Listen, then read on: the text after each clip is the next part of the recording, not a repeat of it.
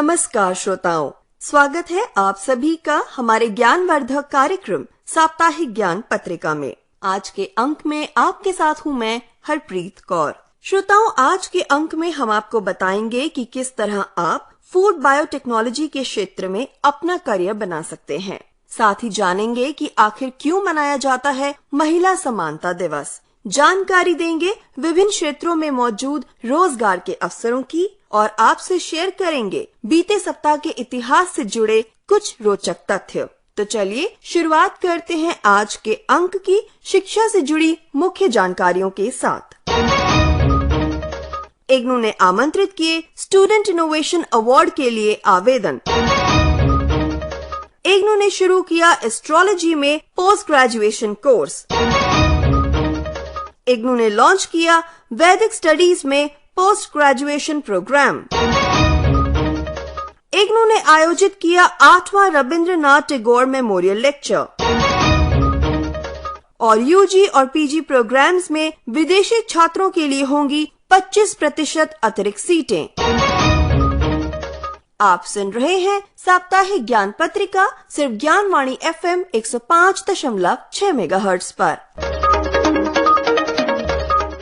अब जानकारियां विस्तार से। Indira Gandhi national open university ने स्टूडेंट इनोवेशन अवार्ड 2022 के लिए आवेदन आमंत्रित किए हैं। इग्नू के इस कार्यक्रम में भाग लेने के इच्छुक छात्र 30 सितंबर 2022 तक आवेदन कर सकते हैं। जिन छात्रों ने कुछ भी क्रिएटिव बनाया है वे संबंधित फॉर्म भरकर अपना आवेदन जमा कर सकते हैं। आप ये आवेदन इग्नू की वेबसाइट www.ignu.ac.in से प्राप्त कर सकते हैं। हम आपको एक बार फिर बता दें कि स्टूडेंट इनोवेशन अवार्ड 2022 के लिए आवेदन फॉर्म जमा करने की अंतिम तारीख 30 सितंबर 2022 है। इग्नू के अनुसार टॉप 3 दावा करने वाले छात्रों को ट्रॉफी, सर्टिफिकेट और 10,000 रूपए, 7,000 रूपए व 5,000 रूपए का नगद इनाम भी दिया जाएगा। अगर आप स्टूडेंट इनोवेशन अवार्ड 2022 के लिए आवेदन करना चाहते हैं तो आप सबसे पहले इग्नू की आधिकारिक वेबसाइट www.ignu.ac.in पर लॉगिन करें।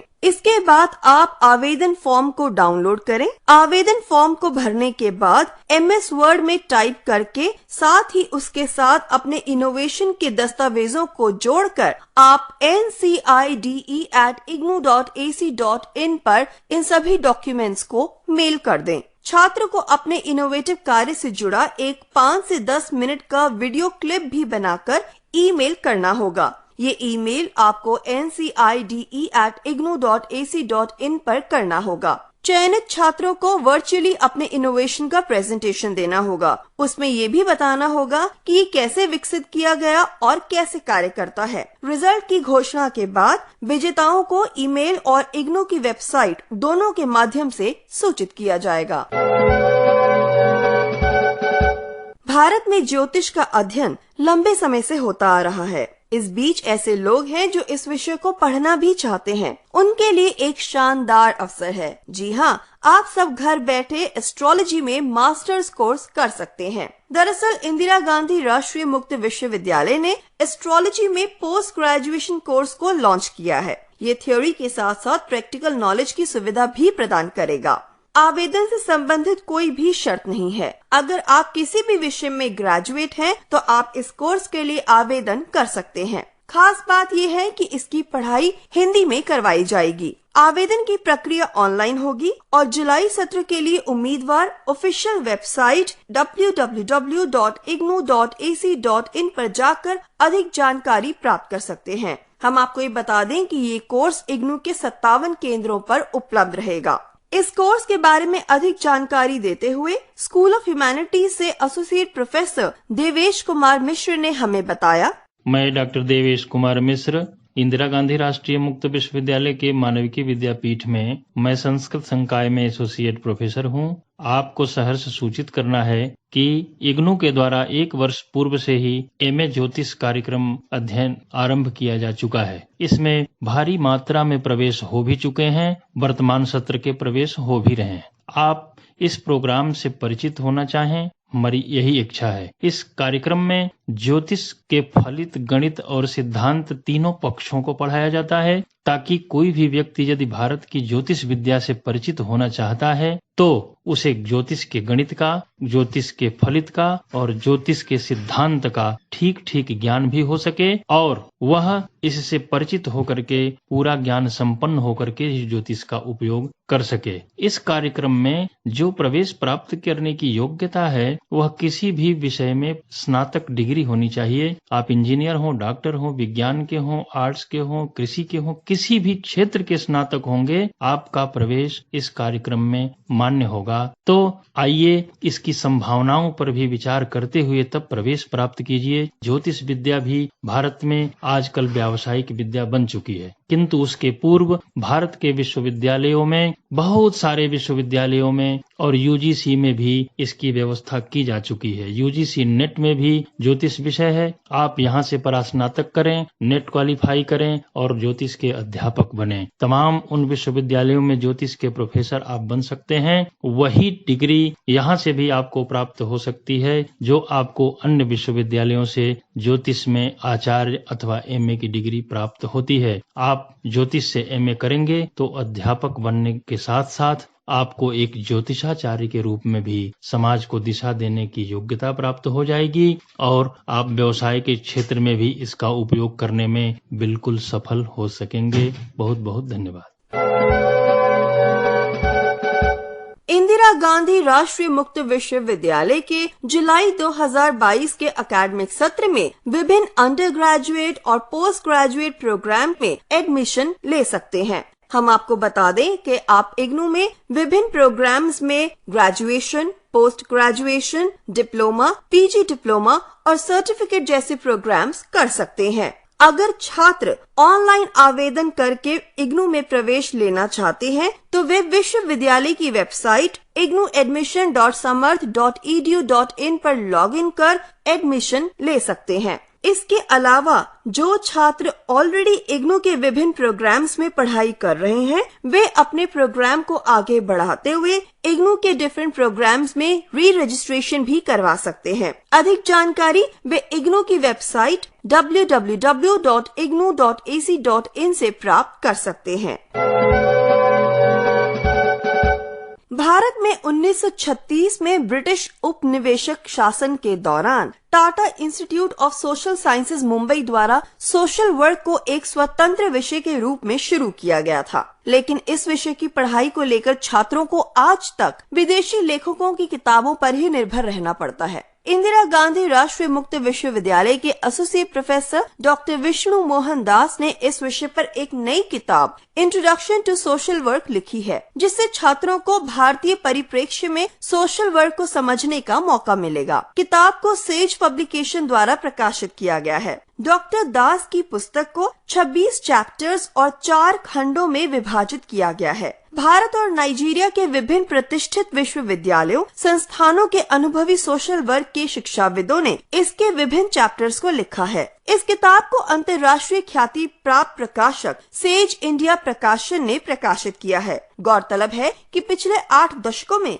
सेज पब्लिकेशन द्वारा किसी भारतीय शिक्षाविद द्वारा समाज कार्य पर प्रकाशित ये अंतर्राष्ट्रीय स्तर की पहली पाठ्य पुस्तक है।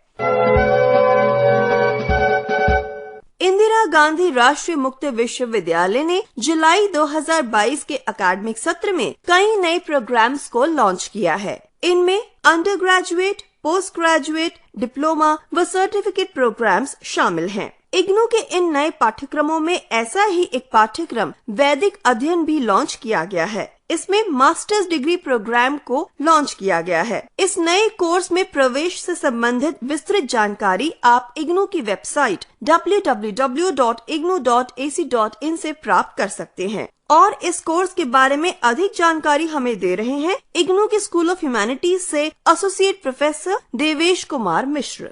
नमस्कार मित्रों, मैं डॉक्टर देवेश कुमार मिश्र इंदिरा गांधी राष्ट्रीय मुक्त विश्वविद्यालय के मानविकी विद्यापीठ के संस्कृत संकाय में मैं एसोसिएट प्रोफेसर के रूप में वर्तमान में कार्यरत हूं। आपको सहर्ष सूचित कर रहा हूं कि वर्तमान सत्र जुलाई 2022 से इस विश्वविद्यालय के संस्कृत संकाय की ओर से मास्टर्स इन वैदिक स्टडीज, जिसको हिंदी में एमए वैदिक अध्ययन कहते हैं, ऐसा एक परास्नातक प्रोग्राम प्रारंभ किया गया है। इस प्रोग्राम की विशेषता यह है साथियों कि इस प्रोग्राम में वेद से लेकर प्रत्येक वेद के उपनिषद, आरण्यक से लगायत उसमें जो विभिन्न ज्ञान विज्ञान है, वह चाहे गणित हो, चाहे विज्ञान हो, चाहे धातु हो, चाहे रसायन हो, चाहे भौतिक हो, आप प्रत्येक क्षेत्र का ज्ञान इस एमए की डिग्री में प्राप्त कर सकते हैं। प्रवेश प्राप्त करने की जो आधारभूत योग्यता होगी वह आप इस रूप में जाने कि आपने बीकॉम किया हो, डॉक्टर हो, इंजीनियर हो, रिटायर्ड हो, सेवा प्राप्त हो, किसी भी प्रकार का कोई भी अभ्यर्थी किसी भी विषय में यदि स्नातक की योग्यता रखता है तो वह इस कार्यक्रम में प्रवेश प्राप्त करने का अधिकारी होगा। इस कार्यक्रम का उद्देश्य और प्रयोजन मुख्यतः वैदिक ज्ञान राशि से आम जनमानस को परिचित कराना ही है।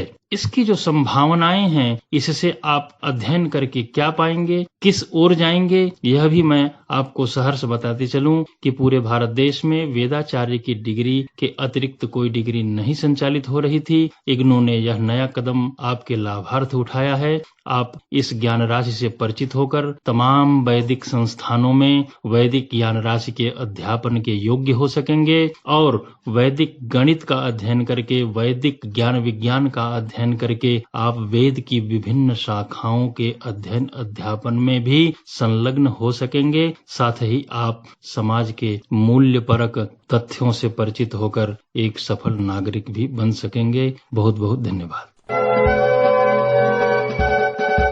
श्रोताओं, जैसा कि आप सब जानते हैं, इग्नू के फेसबुक पेज और एल्यूमिनाई पोर्टल के जरिए इग्नू के छात्र समय समय पर अपने एक्सपीरियंसेस दूसरे छात्रों के साथ साझा करते रहते हैं। ऐसे ही इग्नू के एक alumni lieutenant general Pradeep Singh Nair, जो कि असम राइफल्स में डायरेक्टर जनरल के पद पर कार्यरत हैं, वे अपने विचार हमारे साथ साझा कर रहे हैं। उन्होंने इग्नू से पीएचडी प्रोग्राम किया है और अब वे अपने एक्सपीरियंसेस इग्नू के बाकी छात्रों के साथ शेयर कर रहे हैं। मैं लेफ्टिनेंट जनरल प्रदीप सिंह नायर हूँ, डायरेक्टर जनरल असम राइफल्स।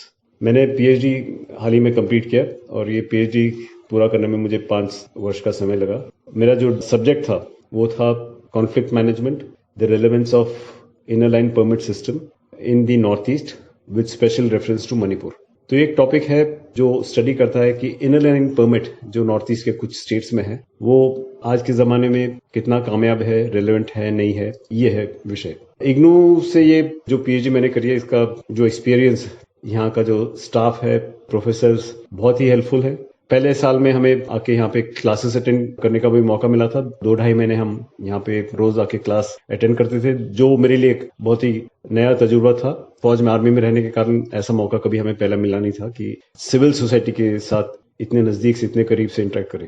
और हमारा जो बैच था वो 12 स्टूडेंट्स का बैच था। इसमें सबसे यंग जो स्टूडेंट थे वो 23-24 साल के थे और जो सबसे एल्डेस्ट हमारे ग्रुप में थे वो तकरीबन 65-66 साल के थे। तो ये बहुत वाइड स्पेक्ट्रम है एज ग्रुप का। मेरा हर एक से यही एडवाइस होगा कि इग्नू एक बहुत अच्छी यूनिवर्सिटी है जो आपको बहुत फ्रीडम देती है, साथ साथ रिसोर्सेज भी इनके पास बहुत ज्यादा हैं और जैसे आप सबको पता है ये one of the largest universities in the world also. तो good wishes to all. Indira Gandhi Rashtriya मुक्त विश्वविद्यालय ने 25 अगस्त 2022 को 8वां रविंद्रनाथ टैगोर मेमोरियल लेक्चर और 65वां आजादी का अमृत महोत्सव लेक्चर आयोजित किया। इस व्याख्यान का शीर्षक था the many faces of women, Ashtanayika and Tagore. यह व्याख्यान राज्यसभा सांसद और पद्म विभूषण डॉक्टर सोनल मानसिंह द्वारा दिया गया। इस समारोह में वेलकम एड्रेस दिया इग्नू के vice chancellor professor Nageshwar Rao ने। इग्नू ने इस व्याख्यान का आयोजन Indian Institute of advance study Shimla के साथ मिलकर इग्नू के बाबा साहेब अम्बेडकर सभागार में किया। विश्वविद्यालय अनुदान आयोग यानी यूजीसी स्नातक और स्नातकोत्तर में विदेशी छात्रों के नामांकन के लिए अब 25% अतिरिक्त सीट सृजित करने की अनुमति देगा। ऐसे छात्रों को भारत में दाखिले के लिए प्रवेश परीक्षा नहीं देनी होगी। यूजीसी ने भारत में स्नातक और स्नातकोत्तर कार्यक्रमों का अंतर्राष्ट्रीयकरण विषय पर हुई बैठक में ये निर्णय लिया। इस संबंध में यूजीसी अध्यक्ष का कहना है कि भारतीय उच्चतर शैक्षणिक संस्थान उनकी प्रवेश पात्रता की समतुल्यता के आधार पर विदेशी छात्रों को दाखिला दे सकते हैं। समतुल्यता का निर्धारण यूजीसी या ऐसे उद्देश्यों के लिए यूजीसी से मान्यता प्राप्त किसी निकाय या संबंधित नियामक निकाय द्वारा तय किया जाएगा। उन्होंने कहा कि उच्चतर शिक्षा संस्थान अंतर्राष्ट्रीय छात्रों के दाखिले के लिए पारदर्शी दाखिला प्रक्रिया अपना सकते हैं। उच्चतर शिक्षा संस्थान अपने स्नातक एवं स्नातकोत्तर कार्यक्रमों में विदेशी छात्रों के दाखिला के लिए मंजूरी प्राप्त कुल सीट क्षमता के 25% अतिरिक्त सीट सृजित कर सकते हैं।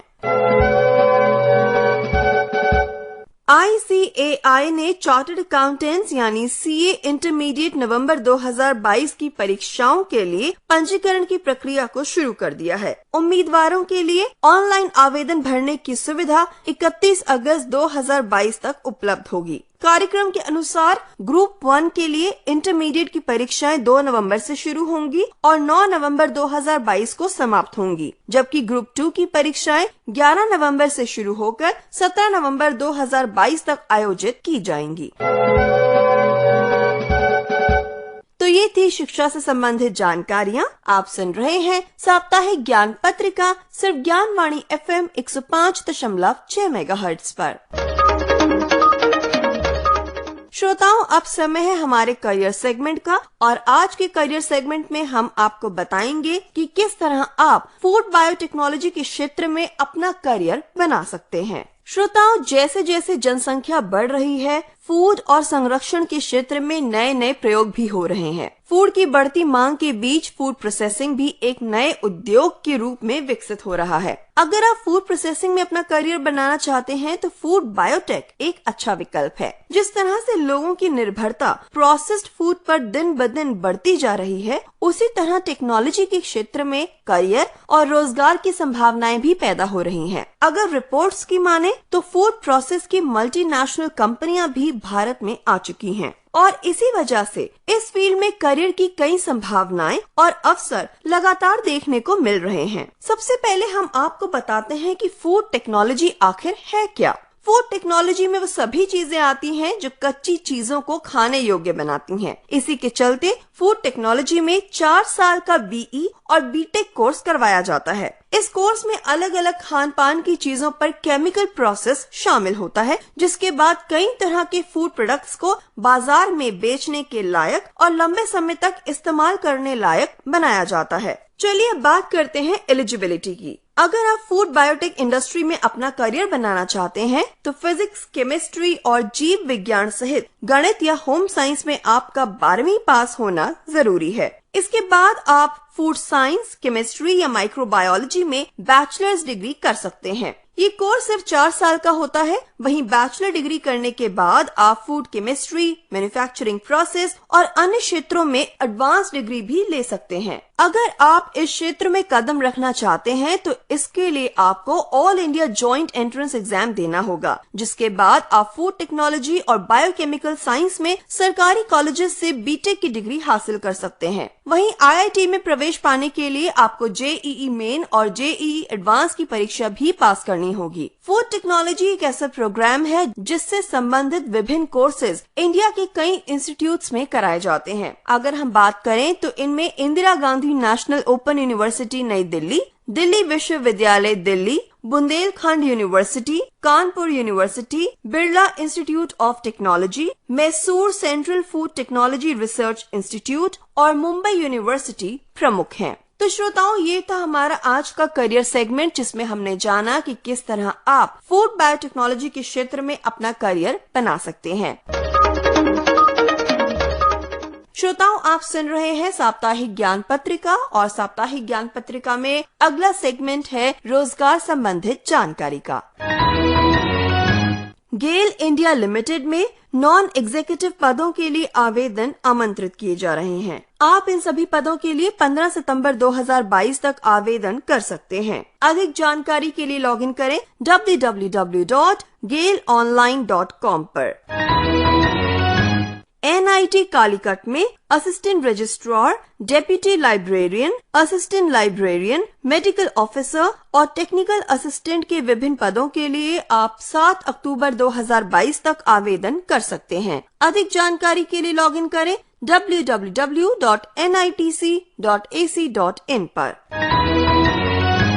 Defence institute of bio energy research में IIT ट्रेड अप्रेंटिस के पद के लिए आप 3 सितंबर 2022 तक आवेदन कर सकते हैं। अधिक जानकारी के लिए आप लॉगिन करें www.drdo.gov.in पर। Uttar Pradesh power corporation limited में एग्जीक्यूटिव असिस्टेंट के पदों के लिए आवेदन आमंत्रित किए जा रहे हैं। आप इन सभी पदों के लिए 12 सितंबर 2022 तक आवेदन कर सकते हैं। अधिक जानकारी के लिए लॉगिन करें www.upenergy.in पर। विश्व भारती रिक्रूटमेंट के तहत प्रोफेसर, असिस्टेंट प्रोफेसर और एसोसिएट प्रोफेसर के विभिन्न पदों के लिए आवेदन आमंत्रित किए जा रहे हैं। आप इन सभी पदों के लिए 31 अगस्त 2022 तक आवेदन कर सकते हैं। अधिक जानकारी के लिए लॉगिन करें www.vbrec.samarth.edu.in पर। श्रोताओं, ये थी रोजगार संबंधित जानकारी। आप सुन रहे हैं साप्ताहिक ज्ञान पत्रिका। चलिए अब हम आपको बताते हैं बीते सप्ताह के इतिहास से जुड़े कुछ महत्वपूर्ण तथ्यों के बारे में हमारे segment history of the week में।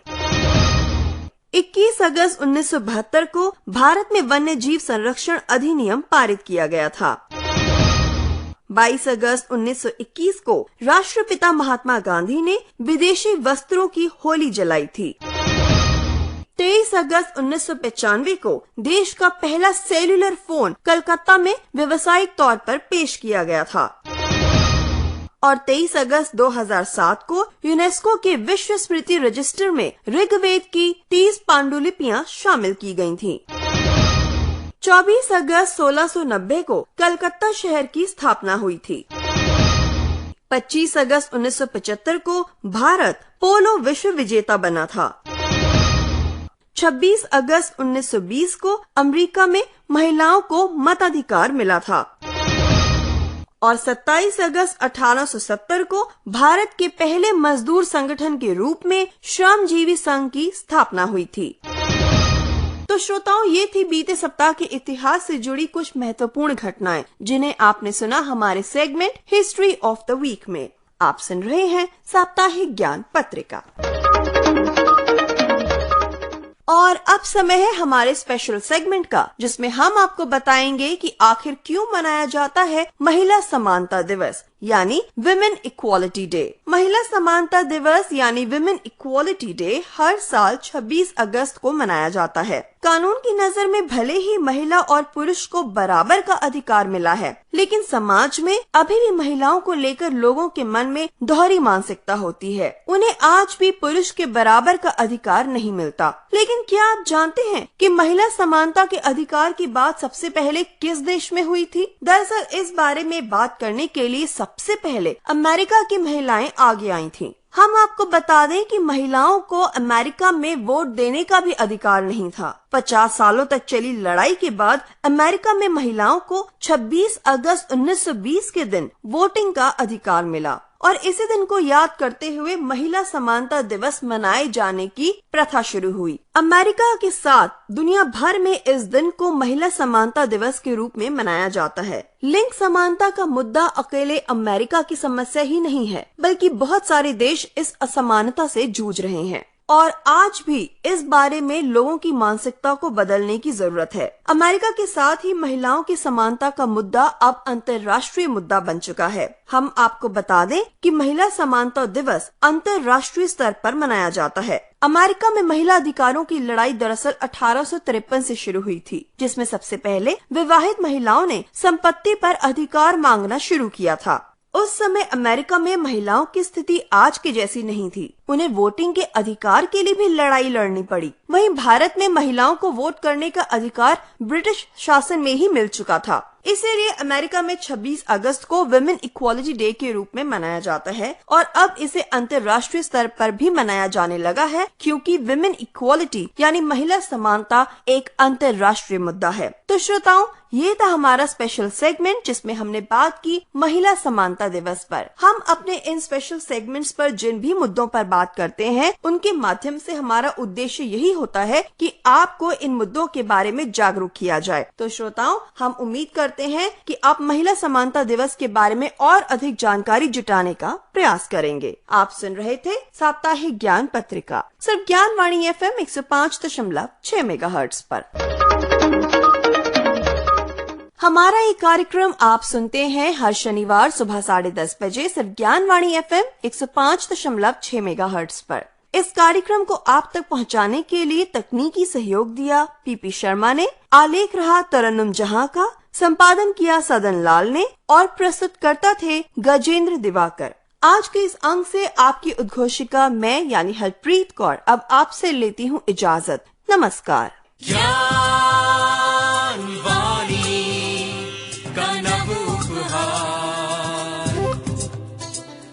शिक्षा